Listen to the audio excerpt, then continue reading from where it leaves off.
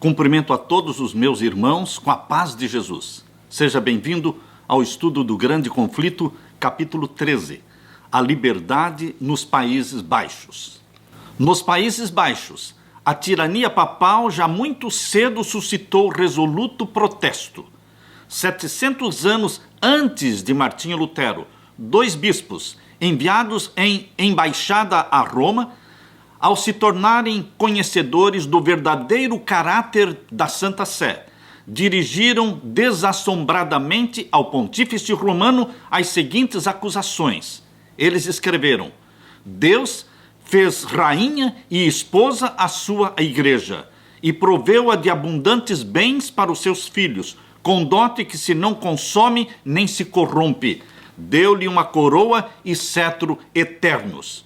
Tudo que vos beneficia, e como um ladrão interceptais. Sentais no templo como Deus. Em vez de pastor vos fizestes lobo das ovelhas. Quereis fazer-vos crer que sois o bispo supremo, quando nada mais sois do que tirano. Conquanto devais ser servo dos servos, como chamais a vós mesmos, esforçai-vos por ser senhor dos senhores. Trazeis o desdém aos mandamentos de Deus. O Espírito Santo é o edificador de todas as igrejas até onde se estender a terra. A cidade de nosso Deus, da qual somos cidadãos, atinge todas as regiões dos céus e é maior do que a cidade chamada Babilônia pelos santos profetas, a qual pretende ser divina, elevando-se ao céu e se jacta de que sua sabedoria é imortal, e finalmente afirma, ainda que sem razão, que nunca errou, nem jamais poderá errar. Lembre-se que estas acusações foram feitas contra o pontífice romano 700 anos antes de Lutero. Outros surgiram de século em século para fazer soar este protesto. E aqueles primitivos ensinadores, que atravessando diferentes países eram conhecidos por vários nomes e tinham as características dos missionários valdenses, espalhando por toda parte o conhecimento do Evangelho, penetraram nos Países Baixos. Suas doutrinas se difundiram rapidamente. A Bíblia valdense foi traduzida em verso para a língua holandesa. Declararam que havia nesta tradução da Bíblia na língua holandesa grande vantagem. Nada de motejos, nada de fábulas, futilidade, enganos, mas palavras de verdade. Assim escreveram no século XII os amigos da antiga fé. Começaram então as perseguições romanas, mas em meio das fogueiras e torturas, os crentes protestantes continuaram a se multiplicar, declarando firmemente que a Bíblia é a única autoridade infalível em matéria de religião e que nenhum homem deveria ser coagido a crer, mas sim ser ganho pela pregação. Os ensinos de Lutero encontraram um terreno propício nos Países Baixos e homens ardorosos, fiéis, surgiram para pregar o Evangelho. De uma das províncias da Holanda veio Menno Simons, educado como católico romano, ordenado ao sacerdócio, era completamente ignorante em relação às Escrituras e não a queria ler, de medo de cair no engano das heresias protestantes. Quando o impressionou uma dúvida quanto à doutrina da transubstanciação, ele considerou isso como uma tentação de Satanás e pela prece e pela confissão dos pecados procurou se libertar desta dúvida, mas não conseguia. Nada fazia silenciar a voz da sua consciência. Sem resultado, porém, ele decidiu recorrer ao estudo do Novo Testamento, o qual, juntamente com os escritos de Lutero, o fez aceitar a fé reformada. Logo depois disto, ele assistiu numa aldeia vizinha à decapitação de um homem, que foi morto simplesmente porque foi rebatizado. Isto fez com que Menno Simons volvesse para a Bíblia para estudar sobre a questão do batismo infantil. Não pôde encontrar nenhuma prova na Bíblia sobre o batismo infantil, mas viu que o arrependimento e a fé eram tudo o que a Bíblia exigia para poder alguém receber o batismo. Menno retirou-se da igreja romana e dedicou a sua vida a ensinar as verdades que aprendera na Bíblia.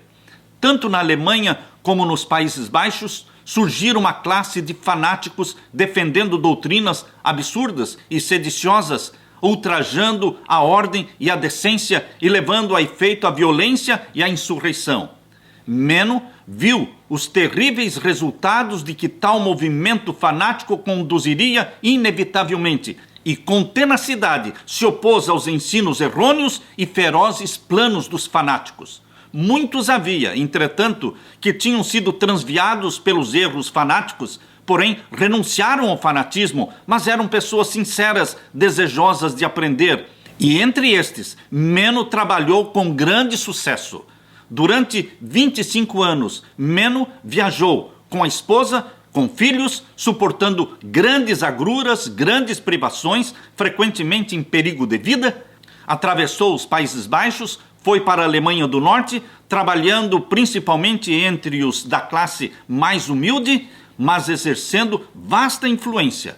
Ele era eloquente por natureza, posto que possuísse uma limitada educação, era um homem de integridade inabalável, espírito humilde, exemplificando na própria vida os preceitos que ele ensinava e recomendando-se à confiança do povo. Os seguidores de Meno estavam esparsos e eram oprimidos. Sofriam grandemente por serem confundidos com os fanáticos adeptos de Münster. Não obstante, grande número se converteu pelos seus labores.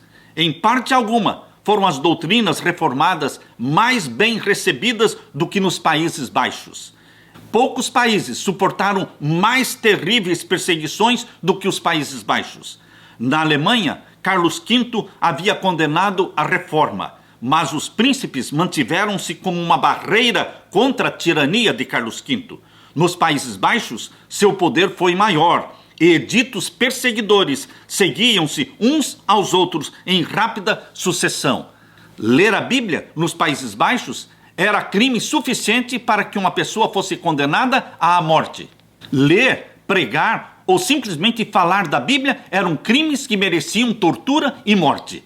Orar a Deus em secreto, deixar de curvar-se perante as imagens ou cantar um salmo eram também puníveis de morte. Mesmo os que abjurassem seus erros eram condenados. Quando homens, eles eram condenados a morrerem pela espada, e quando mulheres, eram condenadas a morrerem sendo enterradas vivas. Milhares pereceram sob o reinado de Carlos e de Filipe II. Certa ocasião, uma família inteira foi levada perante os inquisidores, acusada de quê? Acusada de não assistir à missa e de fazer culto em casa. Ao serem examinados quanto às suas práticas particulares, o filho mais novo respondeu e disse: nós nos pomos de joelhos em casa, oramos para que Deus nos ilumine a mente e perdoe os nossos pecados. Oramos pelo nosso soberano também, para que o seu reino seja próspero e a sua vida seja feliz. Oramos pelos nossos magistrados, para que Deus vos guarde. Alguns dos juízes ficaram profundamente comovidos, porém, o pai e um dos filhos foram condenados à fogueira. A cólera dos perseguidores igualava-se à fé que tinham os mártires. Não somente homens, mas também delicadas mulheres, moças, ostentavam coragem inflexível. Esposas tomavam lugar junto aos suplícios de seus maridos, e enquanto estes suportavam o fogo, elas balbuciavam palavras de consolação ou cantavam hinos para animá-los. Jovens se deitavam vivas naquelas sepulturas como se estivessem a entrar no seu quarto para um sono noturno, ou saíam para o cadafalso e para a fogueira, trajando seus melhores vestidos como se fossem para um casamento. Esta era a atitude dos mártires. Como nos dias antigos em que o paganismo procurou destruir o evangelho, o sangue dos cristãos era semente a germinar. A perseguição servia somente para aumentar o número das testemunhas da verdade. Ano após ano, o monarca, despeitado até a loucura pela resolução invencível do povo, persistia na obra cruel, mas vã. Sob o nobre Guilherme de Orange, a revolução trouxe finalmente para a Holanda liberdade de culto a Deus. Aleluia! Nas montanhas do Piemonte, Nas planícies da França e nas praias da Holanda, o progresso do Evangelho foi assinalado com o sangue de seus discípulos. Mas nos países do norte encontrou pacífica entrada. Estudantes em Wittenberg, voltando para casa, levaram a fé reformada para a Escandinávia. A publicação também dos escritos de Lutero propagou a luz. O povo simples e robusto do norte deixou a corrupção, a pompa e as superstições de Roma para acolher a pureza, a simplicidade e as verdades vitais da Bíblia. Tausen, o reformador da Dinamarca, era filho de camponês. Desde a infância, Tausen deu mostras de vigoroso intelecto. Tinha sede de saber, mas este desejo lhe foi negado pelas circunstâncias em que seus pais se achavam, eram pobres, e ele entrou para o claustro. Ali, a sua pureza de vida, como diligência e fidelidade, conquistaram a benevolência do seu superior. O exame demonstrou que Tausen possuía um talento tal que no futuro ele poderia prestar bons serviços para a Igreja de Roma. Foi decidido dar-lhe educação em uma das universidades da Alemanha ou dos Países Baixos. Concedeu-se ao jovem escolher para onde ele queria ir, menos para Wittenberg. Os padres não queriam expor o jovem estudante Tausen aos venenos da heresia protestante. Tausen então escolheu ir para a Colônia, que era naquele tempo um baluarte do romanismo. Ali, logo ele se desgostou com o misticismo dos escolásticos. Aproximadamente por esse tempo, Tausen entrou em contato com os escritos de Lutero. Leu-os com admiração e deleitou-se, desejando grandemente o privilégio de receber instrução pessoal do reformador. Mas para fazer isso, ele deveria arriscar ofender ao seu superior e privar-se do seu apoio. Decidiu logo e pouco tempo depois se matriculou na Universidade de Wittenberg. Quando ele voltou para a Dinamarca, de novo se dirigiu ao seu mosteiro. Ninguém, por enquanto, suspeitava que ele tinha abraçado a fé protestante. Não revelou seu segredo, mas, sem despertar preconceitos dos companheiros, esforçava-se para levá-los a uma fé mais pura e uma vida mais santa. Passou a explicar a Bíblia para os seus companheiros, mostrando a salvação pela fé, que a justiça de Cristo unicamente pode trazer salvação. Grande foi a ira do seu superior, que nele havia depositado extraordinárias esperanças como valoroso defensor de Roma. Foi logo removido do seu mosteiro para um outro e confinado à cela sob estrita fiscalização. Para o terror dos seus novos guardas, vários dos monges logo se declararam conversos ao protestantismo. Através das barras de ferro da sua cela, ele se comunicava com os seus companheiros monges e passou-lhes o conhecimento da verdade reformada. Expulsaram-no do mosteiro. E o edito real, recentemente promulgado, oferecia proteção aos ensinadores da nova doutrina. Tausen começou então a pregar. As igrejas lhe foram abertas e o povo se reunia em multidão para ouvi-lo. Outros também estavam a pregar a palavra de Deus. O Novo Testamento foi traduzido para a língua dinamarquesa e circulou amplamente. Os esforços feitos pelos romanistas a fim de destruir a obra protestante tiveram como resultado estendê-la, e não muito depois, a Dinamarca declarava aceitar a fé reformada. Na Suécia, também, jovens que haviam bebido da fonte de Wittenberg levaram a água da vida aos seus patrícios na Suécia.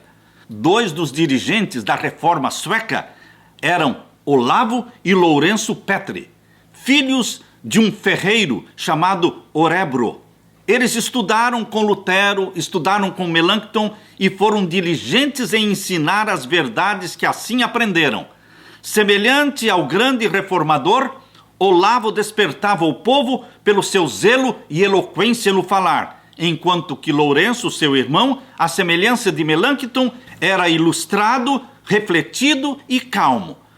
Ambos, Olavo e Lourenço Petri, eles eram homens de fervorosa piedade, profundos conhecimentos teológicos e inflexível coragem para promover o avançamento da verdade. A oposição romanista não faltava. Os padres católicos instigavam o povo ignorante e supersticioso. Olavo Petri foi muitas vezes assaltado pela população e em várias ocasiões mal pôde escapar com vida. Estes reformadores eram, entretanto, favorecidos e protegidos pelo rei da Suécia. Sob o domínio da Igreja de Roma, o povo estava submerso na pobreza, atormentado pela opressão, destituídos das escrituras e tendo uma religião de meras formas e cerimônias que não transmitia paz para o espírito, estavam a voltar-se para as supersticiosas crenças e práticas pagãs dos seus antepassados gentios. A nação estava dividida em facções contendedoras, cuja perpétua luta aumentava a miséria de todos. O rei, então, resolveu fazer uma reforma na igreja e no Estado, e recebeu com agrado aqueles hábeis auxiliares na batalha contra Roma. Na presença do monarca e dos principais homens da Suécia, Olavo Petri, com grande habilidade, defendeu contra os campeões romanos as doutrinas da fé reformada.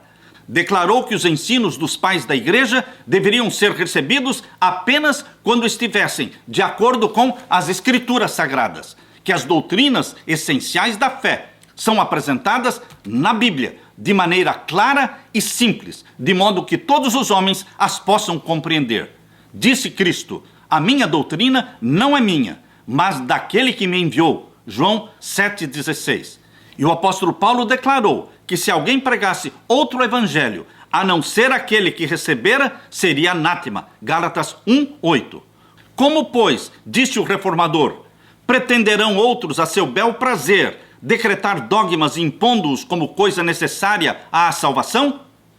Olavo Petri demonstrou que os decretos da igreja não têm autoridade quando em oposição aos mandamentos de Deus e insistiu no grande princípio protestante de que a Bíblia, e unicamente a Bíblia, é a nossa única regra de fé e prática. Esta contenda serve para nos mostrar a qualidade de homens que formavam a maior parte do exército dos reformadores. Longe de serem analfabetos, longe de serem sectaristas, controversistas ruidosos, eles eram homens que haviam estudado a palavra de Deus e bem sabiam manejar as armas com que os supria o arsenal das escrituras. Quando nós fixamos nossa atenção em centros brilhantes como Wittenberg e Zurique, quando nós falamos do movimento da reforma, vem à nossa mente centros brilhantes como Wittenberg, Zurique, e homens brilhantes como Lutero, Melanchthon, Zwinglio, Oecolampadius. Mas, queridos, não foram somente eles. Volvendo os nossos olhos para o obscuro teatro da Suécia, aos humildes nomes de Olavo e Lourenço Petri, o que vamos encontrar ali? Eruditos e teólogos, homens que perfeitamente se apoderavam de todo o sistema das verdades evangélicas e que ganharam vitória fácil sobre os sofismas das escolas e dos dignitários de Roma. Como resultado dessa disputa, o rei da Suécia aceitou a fé reformada e não muito tempo depois, em Assembleia Nacional, declarou-se a favor da reforma. O Novo Testamento foi traduzido por Olavo Petri para a língua sueca e, atendendo ao desejo do rei, os dois irmãos, Olavo e Lourenço, empreenderam a tradução da Bíblia inteira. Assim, pela primeira vez, o povo da Suécia recebeu a palavra de Deus em sua língua materna. Foi ordenado pela Dieta que por todos os lugares do reino os pastores explicassem as escrituras sagradas e que nas escolas as crianças fossem ensinadas a lerem a Bíblia. De forma ininterrupta e segura, as trevas da ignorância e superstição foram dissipadas pela bem-aventurada luz do Evangelho. Liberta da opressão romana, a nação sueca atingiu a força, a grandeza que nunca dantes havia alcançado. A Suécia se tornou um dos baluartes do protestantismo. Um século mais tarde, em tempo de grave perigo, esta pequena nação, a Suécia, ela veio em ajuda da Alemanha na luta da Guerra dos 30 anos. toda a Europa do Norte parecia a ponto de novamente cair sob a tirania de Roma. Foram os exércitos da Suécia que habilitaram a Alemanha a desviar a onda do sucesso papal, a conquistar a tolerância aos protestantes, calvinistas bem como luteranos, e foi restabelecida a liberdade de consciência nos países que haviam abraçado a reforma. Queridos, quando nós pensamos em reforma, o movimento da reforma, vem à nossa mente cidades importantes e nomes importantes. Mas nos Países Baixos, Olavo e Lourenço Petri foram usados poderosamente pelo Espírito Santo. Na obra da reforma, naquele tempo e hoje, existe lugar para grandes e pequenos, para ilustres e humildes homens pregarem. Através do Espírito Santo, você que abraça as verdades da reforma da Bíblia, unicamente a Bíblia como regra de fé e prática, e a salvação unicamente pela fé em Jesus Cristo, você pode também se tornar um soldado de Jesus Cristo e um defensor da reforma nesta última geração que se prepara para a volta de Jesus. Que Deus te abençoe.